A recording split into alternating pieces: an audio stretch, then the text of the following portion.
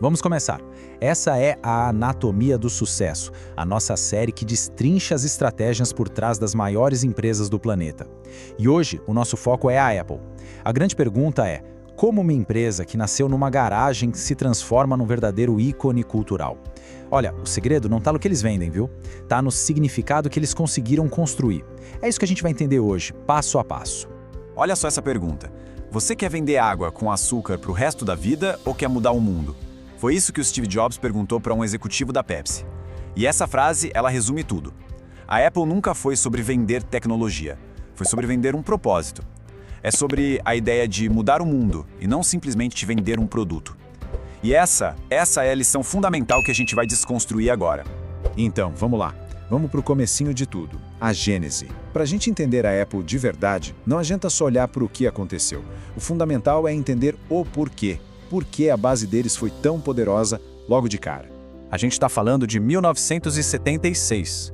A Apple nasceu da paixão de dois jovens, e é importante dizer, eles não eram herdeiros, não vinham de berço de ouro.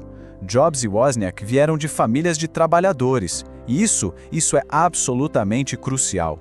Essa origem moldou um espírito, sabe? Aquele espírito de quem corre por fora, de quem precisa provar o seu valor a todo custo.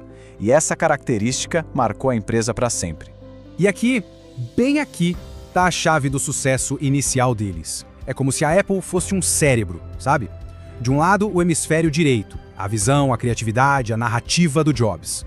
E do outro, o hemisfério esquerdo, a pura lógica, a genialidade da engenharia do Wozniak. Essa combinação, essa simbiose, era a alma do negócio. É simples, um não existiria sem o outro. Até o nome, Apple, parece simples, né? Mas era pura estratégia. Claro, era um nome amigável, inspirada na dieta do Jobs, mas a verdadeira jogada de mestre foi outra, bem mais prática. Era para aparecer antes da concorrente, a Atari, na lista telefônica. Genial, né? Desde o comecinho, a Apple já se posicionava para ser acessível e para estar um passo à frente. Era um jeito de quebrar aquela imagem fria e corporativa da tecnologia da época.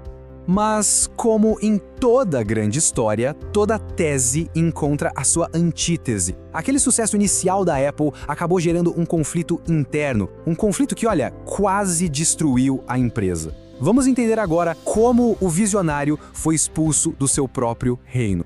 E o crescimento foi explosivo. O Apple II foi um sucesso absurdo. O IPO transformou funcionários em milionários da noite para o dia. Só que, com o crescimento, veio o caos.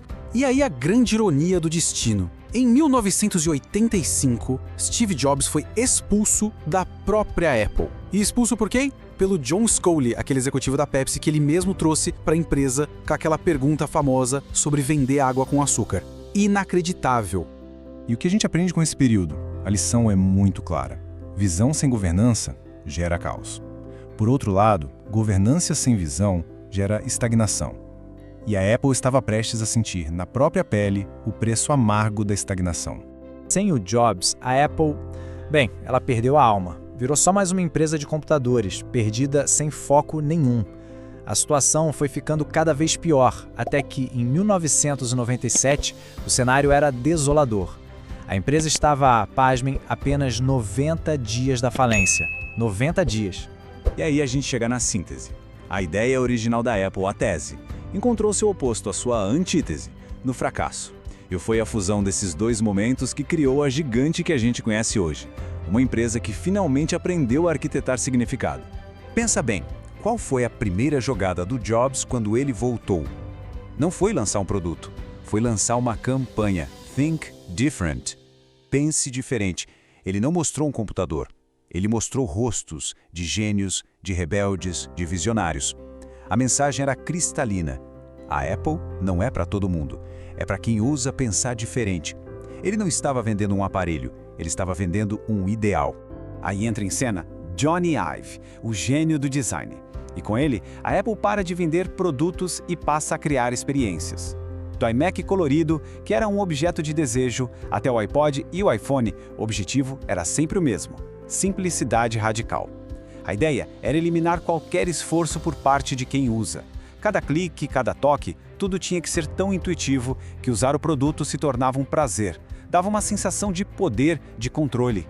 E essa é a grande sacada do que a gente chama de jardim murado. É uma arquitetura genial. Pensa bem, tudo funciona perfeitamente junto. O aparelho, o software, a loja de aplicativos, a nuvem, tudo conectado. E o que acontece?